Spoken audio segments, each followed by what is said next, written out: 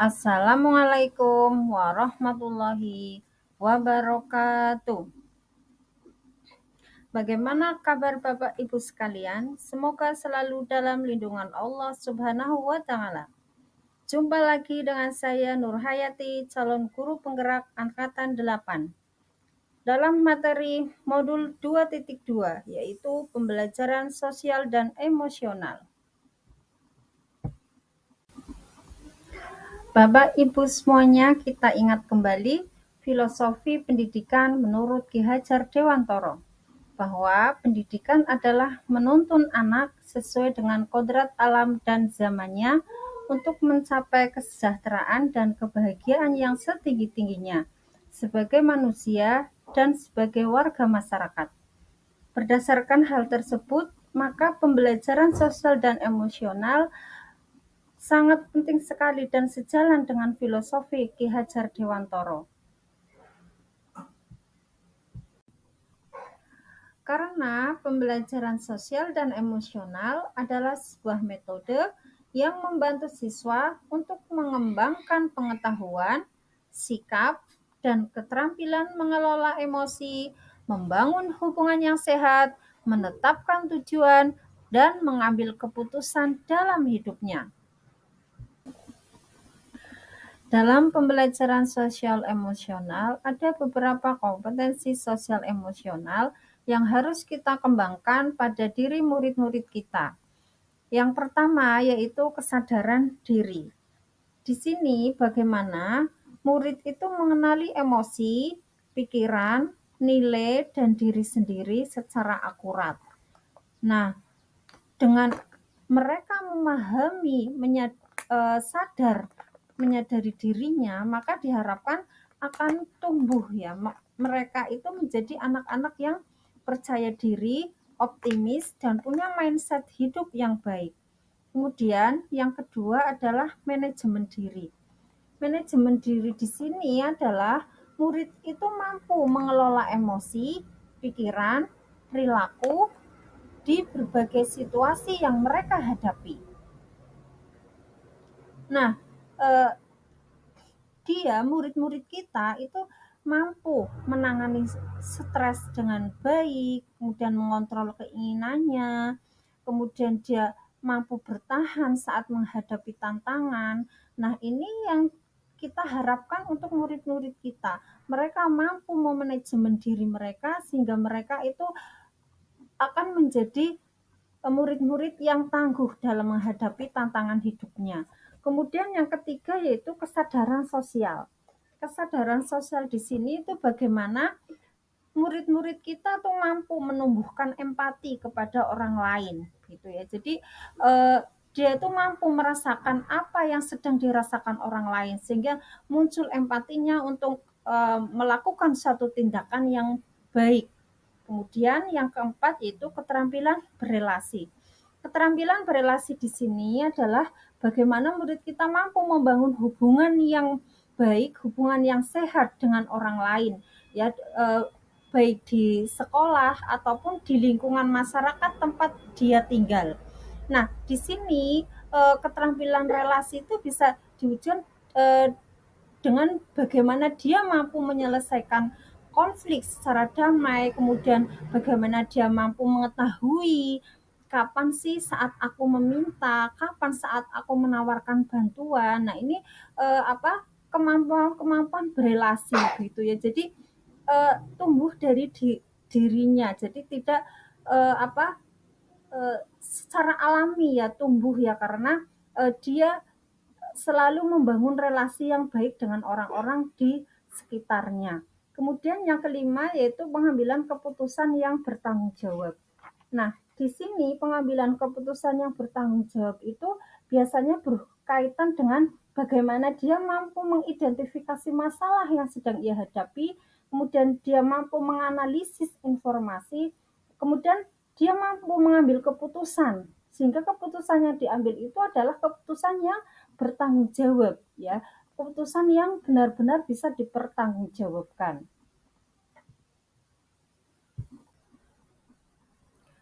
Ketika kita mau menerapkan pembelajaran sosial emosional itu perlu adanya kolaborasi dengan semua pihak, semua warga sekolah yang berada di sekolah tersebut. Kenapa harus berkolaborasi? Karena kita tidak mungkin menjalankan itu semua dengan sendiri. Kita butuh warga sekolah untuk mendukung hal tersebut. Karena apa? Untuk eh, dengan kolaborasi yang kita lakukan diharapkan murid-murid kita itu mampu memahami, menghayati, dan mengelola emosinya dengan baik. Jadi di sini adalah kesadaran diri, gitu ya. Kemudian yang selanjutnya itu menetapkan dan menunjukkan empati kepada orang lain. Nah, ini di sini adalah kesadaran sosial. Kemudian yang selanjutnya itu membangun dan mempertahankan hubungan positif, yaitu di sini adalah keterampilan membangun relasi. Kemudian yang terakhir adalah mampu membuat keputusan yang bertanggung jawab. Nah, di sini diharapkan dengan kolaborasi yang kita lakukan secara bersama-sama dengan seluruh warga sekolah, diharapkan akan lebih memudahkan kita untuk menerapkannya di sekolah kita semuanya. Kemudian, bagaimanakah peran kita sebagai guru penggerak? Nah, peran kita adalah kita melakukan kolaborasi dengan semua warga sekolah untuk menerapkan pembelajaran sosial emosional. Kemudian yang selanjutnya adalah menciptakan well-being.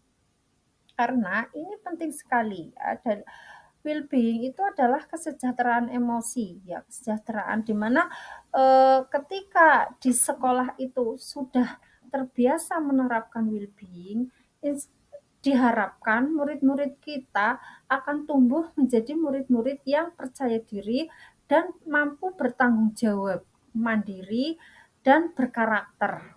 Nah, karena mereka sudah merasakan ya adanya kesejahteraan emosi yang diterima oleh mereka, sehingga mereka lebih aman dan nyaman berada di sekolah. Kompetensi sosial emosional sangat selaras dengan visi guru penggerak karena dalam kompetensi sosial emosional bertujuan untuk mewujudkan murid yang berkarakter, mandiri, dan selaras dengan profil pelajar Pancasila. Pembelajaran sosial emosional adalah salah satu cara untuk menciptakan budaya positif di lingkungan sekolah, karena ini merupakan nilai-nilai kebajikan yang harus ditanamkan pada diri murid sehingga tercermin dalam kehidupan sehari-hari. Dengan pembelajaran sosial emosional yang kita terapkan di sekolah kita, maka ada beberapa manfaat yang dapat kita ambil, yaitu antaranya yaitu bisa meningkatkan prestasi akademik. Nah, di sini jelas sekali ya, karena ketika sosial emosionalnya terpenuhi, anak terlayani dengan baik dengan sendirinya karena anak merasa senang di sekolah, nyaman di sekolah dengan sendirinya, maka prestasi akademik anak pun akan meningkat dengan baik. Kemudian yang kedua adalah kesadaran diri dan rasa percaya diri. Nah, mereka dengan kemampuan sosial emosionalnya yang baik, maka mereka akan tumbuh rasa percaya diri pada diri anak itu sendiri ya. Jadi anak akan bangga ya dengan dirinya, dengan kemampuan dirinya. Jadi dia merasa lebih optimis dengan hidupnya. Kemudian yang selanjutnya yaitu empati terhadap orang lain. Nah, dengan kemampuan sosial emosional yang bagus, yang baik, maka dia akan tumbuh rasa empati terhadap orang lain. Dia akan mampu melihat orang lain begitu, kondisi orang lain gitu. Kemudian selanjutnya yaitu keterampilan membangun hubungan dengan baik. Nah, di sini karena sudah terbiasa ke sosial emosional yang baik, kemudian cara berkomunikasi yang baik. Nah, dengan cara berkomunikasi yang baik, maka eh, diharapkan mereka menjalin hubungan pun dengan orang yang terdekat ya itu akan lebih baik juga. Jadi dengan pembiasaan dengan pembelajaran sosial emosional maka akan mampu menciptakan lingkungan sekolah yang aman, nyaman, dan dengan begitu maka manfaat-manfaat yang tadi sudah disebutkan akan tercapai dengan baik.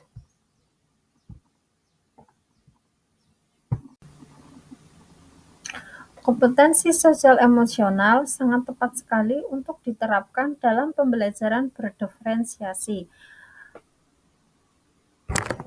Karena kita perlu menciptakan lingkungan belajar atau learning community dengan pembelajaran sosial emosional, maka diharapkan akan dapat terwujud lingkungan belajar sesuai dengan kebutuhan setiap murid. Dengan memiliki kemampuan untuk mengelola emosi, membangun hubungan yang positif, dan merespon dengan tepat terhadap situasi sosial, kita dapat meningkatkan kualitas hidup kita dan meraih tujuan kita dengan lebih baik. Sampai di sini Bapak Ibu sekalian, saya ucapkan terima kasih. Semoga bermanfaat. Salam dan bahagia. Wassalamualaikum warahmatullahi wabarakatuh.